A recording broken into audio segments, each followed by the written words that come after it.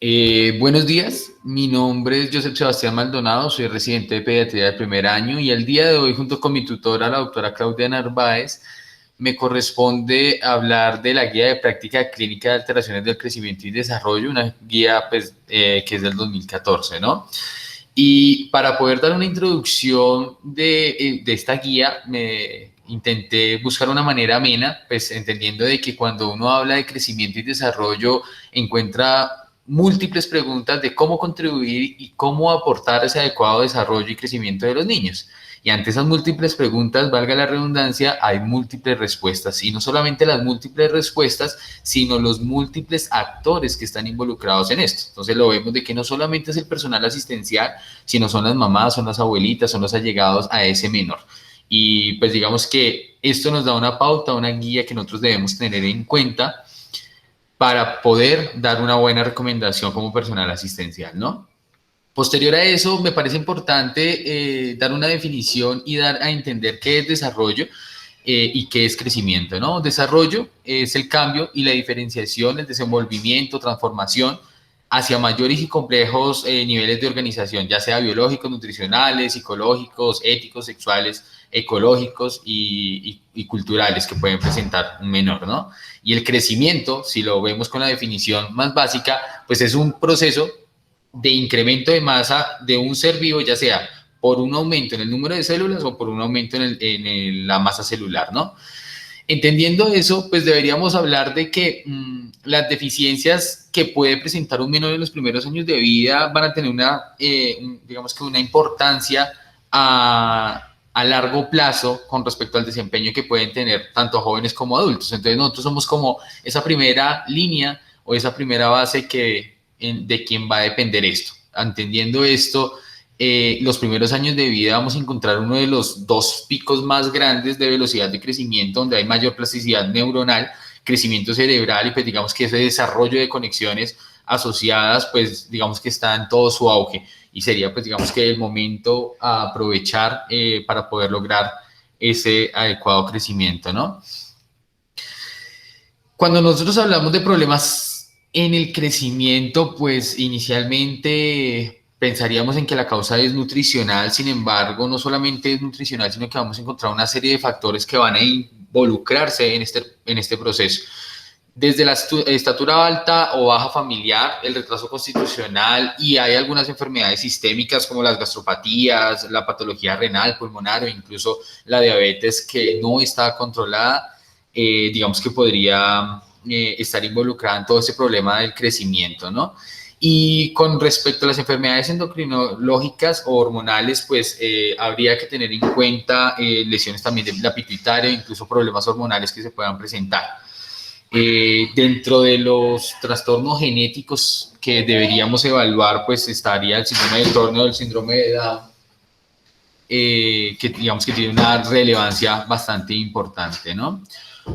Para poder nosotros dar, digamos que una epidemiología, aunque no es fácil, evidenciamos que para publicaciones colombianas hay muchas notas donde nos indican que son deficiencias con algunos micronutrientes, como la vitamina A, la deficiencia del zinc y específicamente la anemia, ¿no? Entonces, veamos que en el grupo de prevalencia o de mayor prevalencia que se presenta es entre los 6 a 11 meses y digamos que es el periodo donde nosotros estamos incluyendo la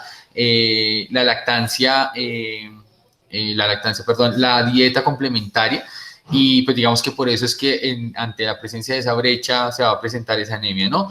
Fuera de eso, digamos que empieza a disminuir con el paso de los meses y la población más, digamos que más vulnerable o con mayor prevalencia que vamos a encontrarle la indígena, seguida pues muy cerquita de la pacífica y dentro de las regiones, que vamos a ver que esto es una forma, algo que se va a repetir en todas estas, digamos que carencias, es la Amazonía, la Orinoquía y finalmente la Atlántica, ¿no? Con respecto a la deficiencia de la vitamina A, pues lo vemos entre niños en 1 a 24 años, a 4 años, perdón, en un 24%, y pues digamos que dentro de la población más importante donde se ha podido determinar es en la población indígena que oscila en un 34%.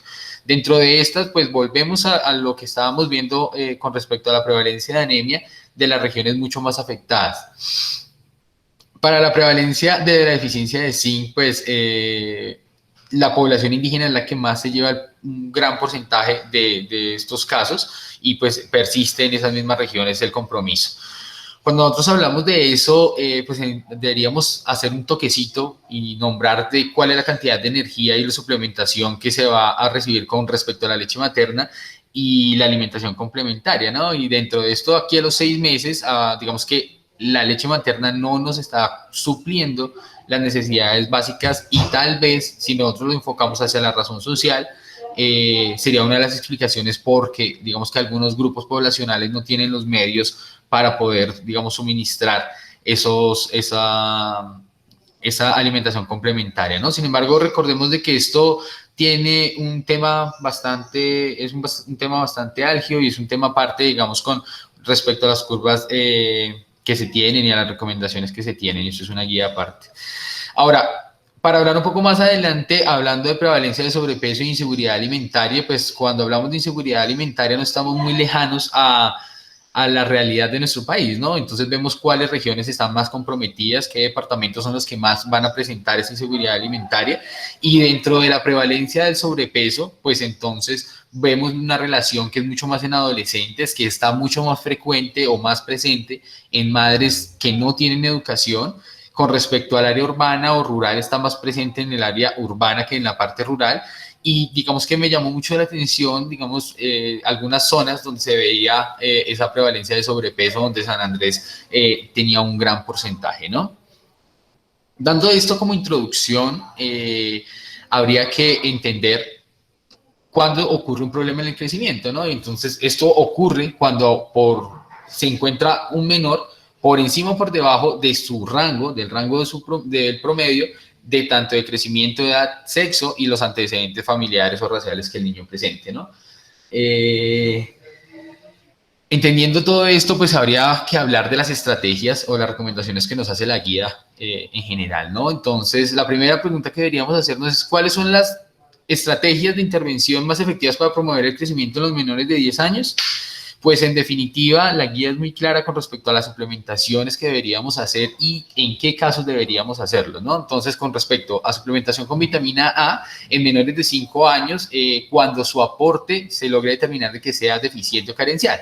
Eso, pues digamos que la utilidad es disminuir la mortalidad y la incidencia de enfermedad diarreica aguda, malaria y sarampión. Esto es una recomendación fuerte y unas dosis que son muy claras en nuestra guía colombiana, que es de menores de 6 meses, 50.000 unidades, dosis única, de 6 a 12, 100.000 unidades, dosis única, y de 12 meses a 5 años, de 200.000 unidades, ¿no?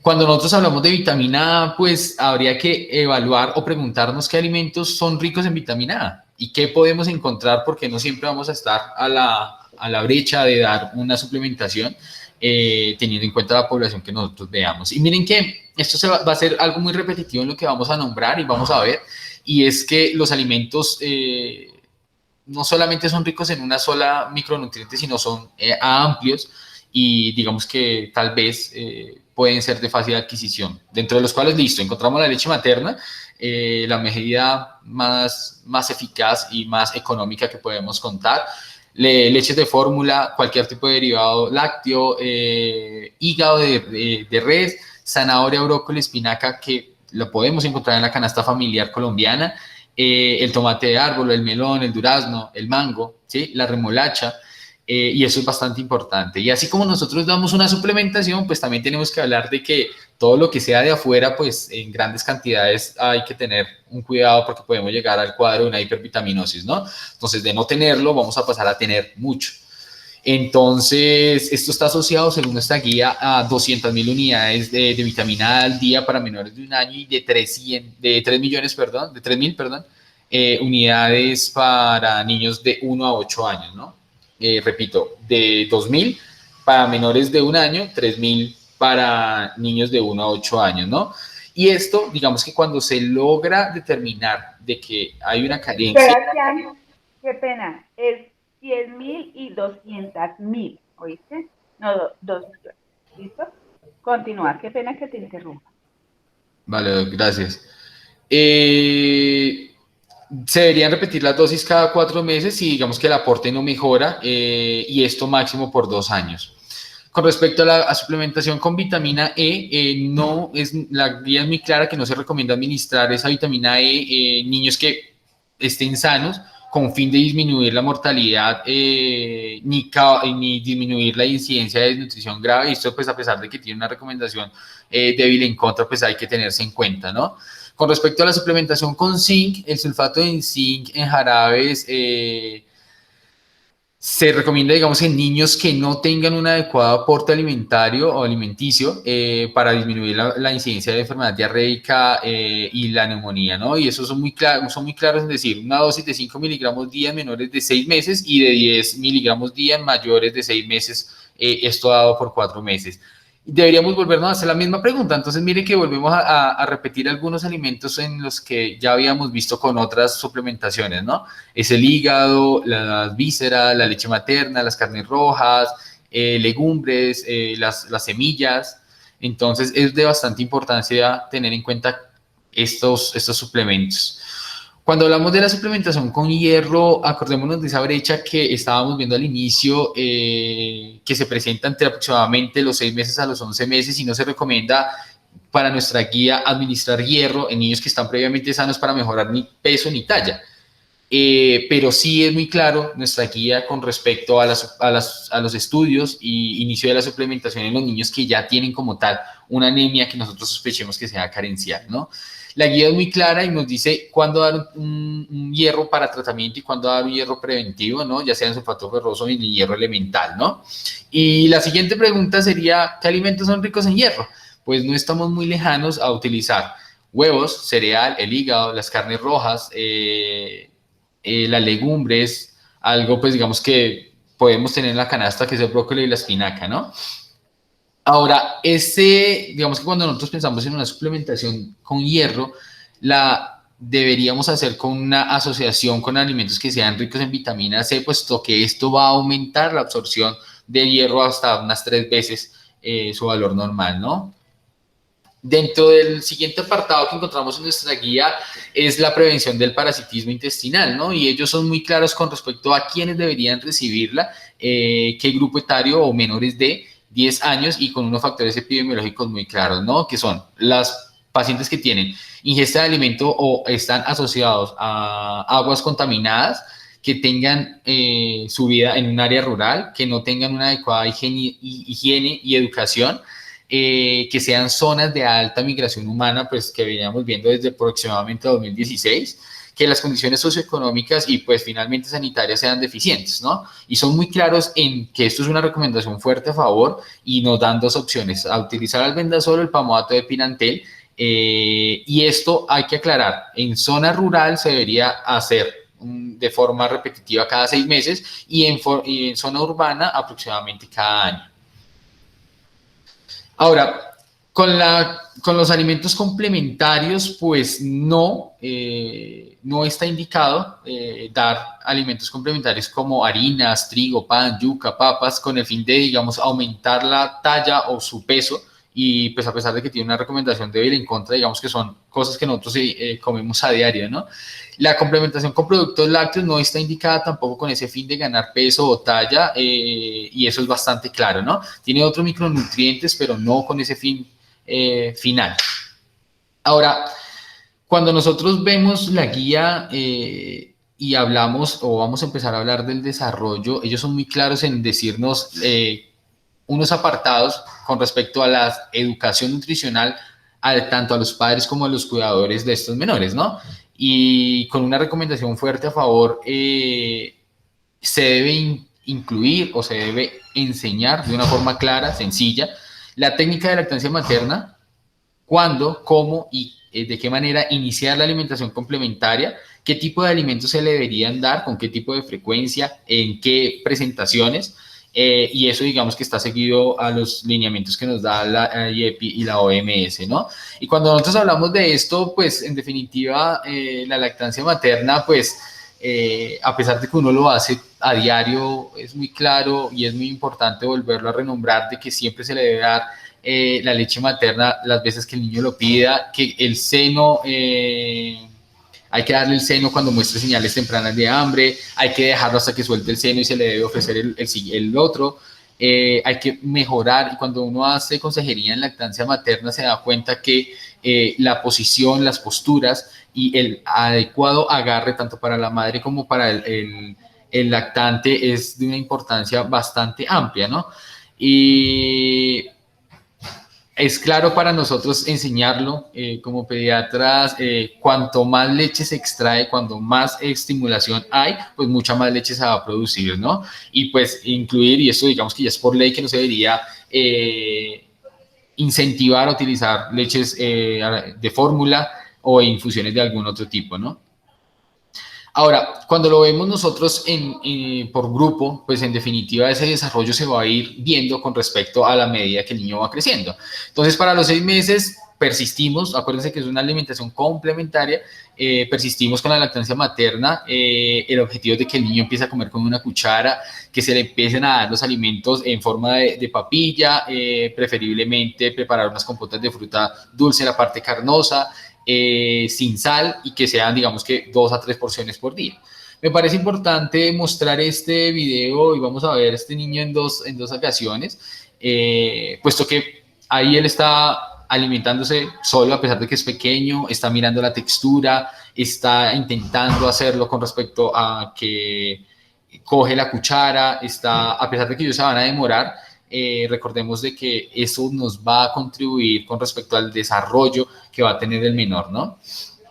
Cuando nos vamos un poquito más adelante, hablamos de 7 a 8 meses y pues acá en definitiva continuamos con la lactancia materna, ya empezamos a incluir otros alimentos como las carnes que vienen cocidas, picadas, que vienen en pequeñas cantidades, podemos iniciar el huevo, podemos incluir a los 8 meses las legumbres bien cocinadas, los licuados o en puré, y digamos que también persiste con siendo 3 dosis o 3 porciones por día, ¿no? De 9 a 11 meses, pues ya todo va mejorando y digamos que ya todo es un proceso, ¿no? Y ese desarrollo ya debería estar incluido en los alimentos con mayor consistencia, que ellos aprendan a masticar, que ellos aprendan a ese proceso de la deglución, evaluar nuevamente la textura de los alimentos. Ya aquí podemos incluirles las frutas, los vegetales, las leguminosas, hígados, se le puede ofrecer los alimentos con la mano. Y pues en definitiva hay que incentivar la continuidad de la lactancia materna, ¿no? Y me parece muy importante porque miren este niño ya un tiempito más adelante, persiste, digamos que ya cogiendo sus alimentos con la mano, tomando su tiempo para poder realizar esa alimentación, a pesar de que hay que tener todas las recomendaciones de tanto asepsia, como cuidado con las mascotas y pues digamos que cuidado con las zonas aledañas en las que se tiene alimentación, ¿no? Ahora, no está recomendado utilizar micronutrientes con el fin de aumentar la talla, el peso, digamos que ellos son muy claros, y en definitiva debemos hablar de que la prevención empieza con la educación de los padres. Cuando nosotros hacemos esa prevención desde el inicio, pues vamos a llegar a disminuir ciertas asociaciones que vamos a tener, ¿no? Tristemente para nuestra creencia o para la creencia de nuestra población es de que el niño entre más gordito, más sano, pues eso no es la realidad, ¿no? Ante esto, pues vemos una realidad cotidiana, no solamente para los niños, sino para nosotros también, que pues estamos en pandemia, estábamos en un confinamiento bastante estricto, con alimentos chatarra, bebidas gaseosas, paquetes, frituras, videojuegos y demás. Y pues uno de los apartados bastante amplios es cómo prevenir ese riesgo de obesidad y sobrepeso, ¿no? Entonces, es muy clara la guía con respecto a las recomendaciones y específicamente a las recomendaciones de la alimentación, ¿no? Entonces hay unas pautas que hay que seguir. No comer hasta quedar absolutamente lleno, sino hasta quedar con la sensación de saciedad, no saltarse ningún tipo de comida. Ante la presencia de sed, pues en dar agua en vez de jugos o bebidas gaseosas, eliminar alimentos que tengan muchísimas calorías, preferiblemente que la dieta sea igual para todo el grupo familiar, que el momento de la alimentación sea en una mesa con un tiempo de tranquilidad, con un tiempo en familia, porque pues esto también nos va a enseñar y nos va a ayudar a que ese menor digamos que vea eso como algo muy normal, ¿no?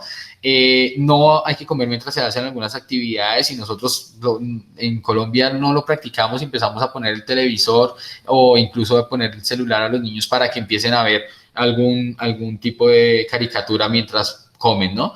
Hay que masticar despacio y en caso de que los niños vengan a necesitar algún tipo de merienda, preferiblemente que sea fruta o verdura, pues no es muy lejano de lo que nosotros deberíamos hacer en nuestro diario vivir, ¿no?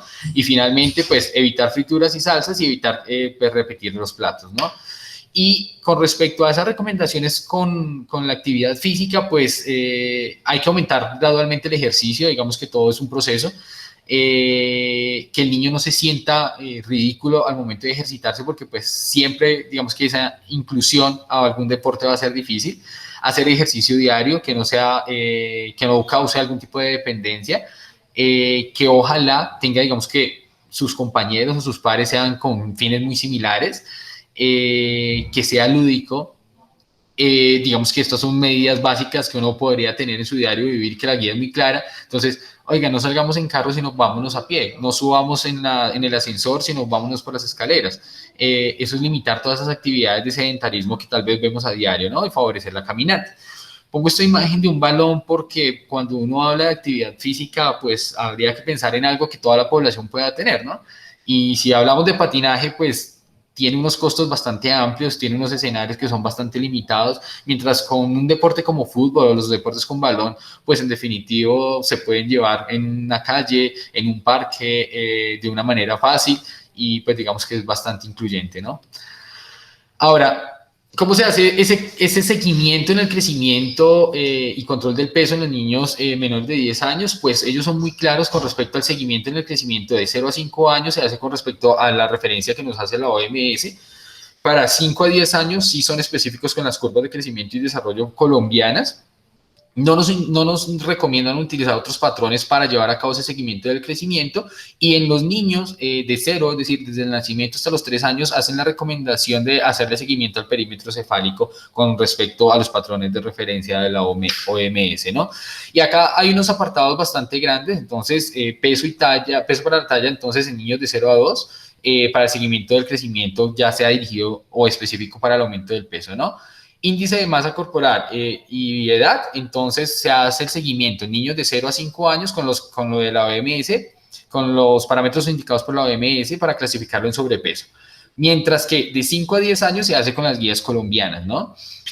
De 0 a 5 para clasificarlo en obesidad, nuevamente OMS, y para 5 a 10 para clasificarlo en obesidad, las guías colombianas, las tablas de crecimiento colombianas. Nuevamente empezamos a evaluar, entonces peso para la talla, para los niños de 0 a 5 se utilizan las de la OMS para poderlo determinar en una desnutrición aguda severa. De 0 a 5 se utiliza también para la desnutrición aguda, y esto es bastante claro, mientras que más adelante nos dice que la talla edad para clasificarlo en un retraso en el crecimiento de 0 a 5. Entonces, aquí lo que ya empieza a hacer cambios con respecto al grupo etario. Entonces, al grupo etario de 5 a 10 años, que es un poco más amplio o más grande, se utilizan las guías colombianas, ¿no? Esto me parece bastante importante. Acordémonos que esto tiene una guía aparte, digamos, es una recomendación diferente, pero pues es muy importante nosotros tener en cuenta en qué grupo vamos a utilizar las tablas y en qué tablas vamos a utilizar con respecto a la edad que van a presentar, ¿no? Se recomienda en definitiva pues hacer ese seguimiento a los niños y son muy específicos y son muy claros y lo vemos en dos apartados grandes de la guía con respecto a un mes, 3 meses, 6 meses, 9 meses, 12 meses y lo hacen incluso anual, o sea, ya después lo especifican que hasta los 5 y después son anual hasta los 10, ¿no? Y ese seguimiento, pues en definitiva debería hacerse con el personal capacitado que sea disponible para la zona o la región en la que se encuentra el menor y todas estas recomendaciones son fuertes a favor, ¿no? Finalmente, digamos que las últimas suplementaciones con zinc no está recomendada dar un suplemento de zinc a esos niños para, digamos que mejorar el desarrollo psicomotor, el funcionamiento cognitivo, puesto que no va a tener, digamos que ningún tipo de efecto sobre esos fines, ¿no? Y con respecto a la suplementación con hierro, ya lo habíamos dicho, no tiene una recomendación de suplementarlos a los niños que vengan completamente sanos, y en este caso es con respecto a mejorar el desarrollo psicomotor y pues digamos que el funcionamiento cognitivo, ¿no? Ahora, la guía es muy clara y nos hace dos enfoques, de 10, de 5 de 5 a 10 y menores de 5 años con respecto a lo del desarrollo. Cuando nosotros evaluamos el desarrollo la primera pregunta es cuáles estrategias e intervenciones son efectivas para promover el desarrollo en niños y menores de 5 años, y esto me parece increíble porque pues la guía es muy clara, es muy precisa, y ellos dicen, el primer punto que vamos a tener en cuenta son las visitas domiciliares. ¿Y en quién se hacen esas visitas domiciliares? En las personas o las familias que tienen factores de riesgo. Es decir, en la que tiene un hijo y está en estado de gestación, o en los que tienen menores de 5 años. Y esto digamos que son unas poblaciones para promover el desarrollo, ¿no? Y dentro de esa visita se debería incluir, ¿no? Una interacción positiva, y esa interacción positiva hace específicamente relación a la solución de problemas, respuesta a los cambios y el manejo de la frustración, que tal vez uno no lo ve, pero pues se debería infundir a diario, ¿no? Hacer un manejo de la disciplina y el comportamiento, y hacer una educación nutricional para todo el grupo familiar. Y son muy claros que esas visitas domiciliares, en dado caso que se llevaran a cabo para la gestación, para la gestante es única, pero para el primero, segundo año de vida son muy específicos y empiezan a disminuirlos, y esto no es muy lejano a lo que se está implementando actualmente con respecto a las RIAs. Entonces, a un año se hacen 3 visitas, al segundo año 2 visitas, tercer año una sola visita, y de para adelante un año, ¿no? Ahora, hay unos programas de entrenamiento parental que eso nos va a ayudar con respecto a la evolución y el desarrollo que va a tener el menor. Entonces, los programas son grupales, digamos que siempre está supervisado por un personal de la salud. Lo que busca es, digamos que, promover ese eje tanto emocional y comportamental de los menores con su grupo familiar, y pues digamos que eso se hace una vez a la semana por 4 semanas, y debería de tener una importancia bastante amplia. Con respecto a las intervenciones para mejorar el desarrollo motor en los niños, pues hay que estimular la actividad física. Y cuando nosotros hablamos de estimular la actividad física, debemos buscar que se activen todas esas capacidades motrices del menor, ese desarrollo motor, ¿no? Entonces, es jugar con una pelota, tener un juego que tenga obstáculos, que sea de saltar, pero esto es específico para cada grupo de edad, ¿no? Entonces, vamos a irlo incluyendo según la necesidad o según el crecimiento que vaya presentando, ¿no? Cuando hablamos de esas actividades específicas, vamos a empezar con el grupo de 2 meses, y en definitiva es algo que todos lo podemos hacer, es estimular al niño con objetos con un color llamativo a una distancia considerable de 30 centímetros, haciendo algún tipo de movimiento oscilatorio, y de esta manera, digamos que al cambiar la posición hay que estimular esa parte cervical, ¿no? No solamente es un estímulo visual, sino también lo podemos hacer olfatorio, de audición y de tacto, ¿no? Y todo esto nos vamos a presentar para evaluar, digamos que ese desarrollo de 4 a 6 meses. Entonces podemos utilizar juguetes a una distancia para que el niño los alcance, darle los objetos al niño en la mano porque él está en un periodo oral, y la utilidad de esto sería llevarlo todo a la boca, ¿no? Y podríamos estimular al niño batiéndole, digamos que las palmas, para que él pueda pasar de supino a prono. Y esto, digamos que dentro de ese grupo sería una de las estimulaciones bastante amplias que nos daría la pauta para el siguiente, que sería de 6 a 9 meses, donde ya él debería estar pasando objetos de una mano a otra. Hay que alentarlo, agarrar la cuchara como veíamos en el video. Hay que dejarlo sentado para que se estimule, se favorezca el arrastre o el gateo, pues digamos que para que haga todo su proceso de desarrollo. El siguiente grupo, un poco más amplio, entonces de 18 a 24 meses, vamos a ver de que hay que estimular al niño a que se ponga y se quite la ropa por sí mismo. Hay que jugar con el niño, con la pelota, patearla, y digamos que eso nos va a permitir evaluar ciertas capacidades que va a presentar. Cuando el niño está un poco más grande, entonces ya hay que estimular esa autonomía, que se alimente, que vaya al baño, que se vista. Hay que utilizar juegos, ejemplo, en el caso de la pelota, con mucho mayor o con mayor complejidad, ¿no? Y para los niños un poco más grandes, de 3 a 4 años, pues en definitiva hay que incentivarlos a que realicen actividades de su diario vivir, ¿no? Sin ningún tipo de ayuda. Y estos, utilizar juegos que impliquen mayor movimiento, o que sean amplios, o que requieran equilibrio, o que requieran algún tipo de destreza, ¿no? Con respecto a esto, pues la guía nos hace un apartado bastante grande de en quién se debería realizar la tamización auditiva y cómo realizarla. Es muy claro para nosotros que todos los recién nacidos se nos van con un tamizaje auditivo, pero en el caso de que no llegara a ocurrir, pues se debería realizar en menores de 3 años, ¿no? Antes de los 3 años. Llevar a cabo, digamos que ese tamizaje anual de audiometría en los niños que están entre 3 a 5 años, pues para detectar hipoacusia, aunque pues, digamos que el resultado sea normal, ¿no? En cada caso de que el resultado sea positivo en el tamizaje auditivo, pues lo correcto sería enviar o redireccionar, y la guía es muy clara, enviarlo de una vez a fonoaudiología y otorrino, ¿no? Si esa audiometría que nosotros estamos evaluando a los 3 años sugiere en algún momento una alteración, debemos evaluar dos cosas, ¿no? Una, que sea una alteración conductiva y otra que no sea conductiva, ¿no? Dentro de esa conductiva, por una otitis serosa, y la recomendación es volver a evaluar al menor a los 3 meses, ¿sí? Para poder realizar un adecuado seguimiento y un diagnóstico. Si no es conductiva, pues es muy claro de que es lo mejor que deberíamos hacer, con una recomendación fuerte a favor, es enviarlo directamente a otorrino, ¿no? Ahora, ¿cuál es el mejor esquema de tamizaje visual? Y es muy similar a la pregunta anterior, pues en definitiva se debe realizar en todos los niños un examen ocular lo más completo posible, donde se incluya la parte pupilar, la realización del reflejo rojo, la evaluación de la fijación, el seguimiento y mantenimiento con la mirada. Y esto es muy claro y es muy importante porque se debería realizar un examen binocular a todos esos niños menores de 6 meses, y mono y biocular a los niños entre 6 a 3 años, ¿no? Y esto con el fin de poder evaluar la presencia de ambliopías o alguna otra alteración, ¿no? Y esto debería ser dado por todo personal previamente calificado en estas evaluaciones, ¿no? Esto una vez al año, al menos después de los 2 años hasta los 5, ¿no? Finalmente, o en las últimas partes, es cuál es el mejor método de tamización existente para detectar esas alteraciones en el desarrollo global en los niños que sean menores de 5 años.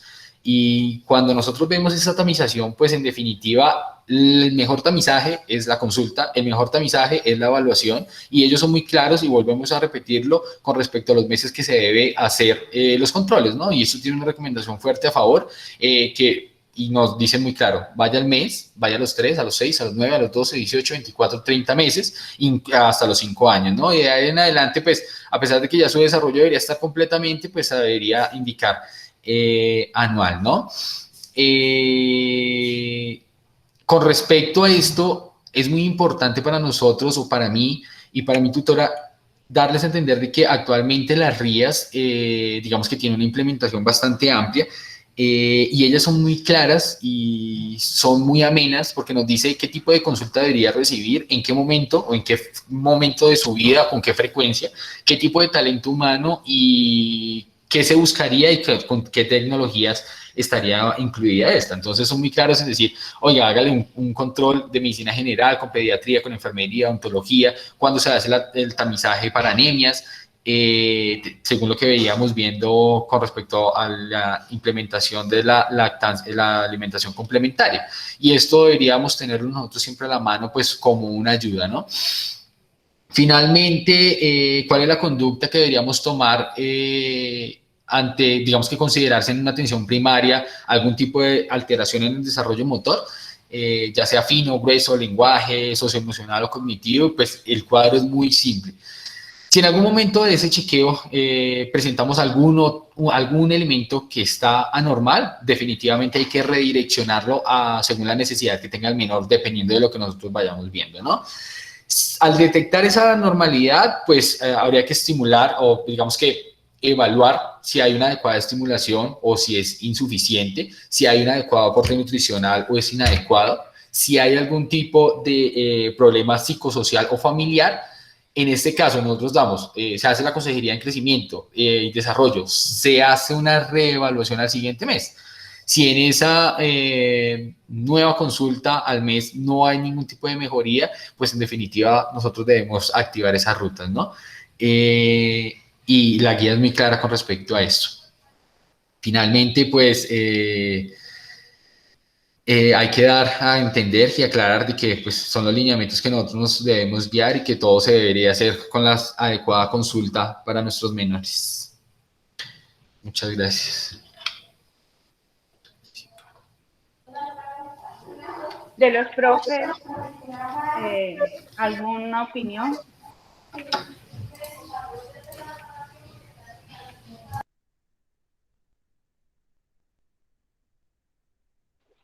Yo,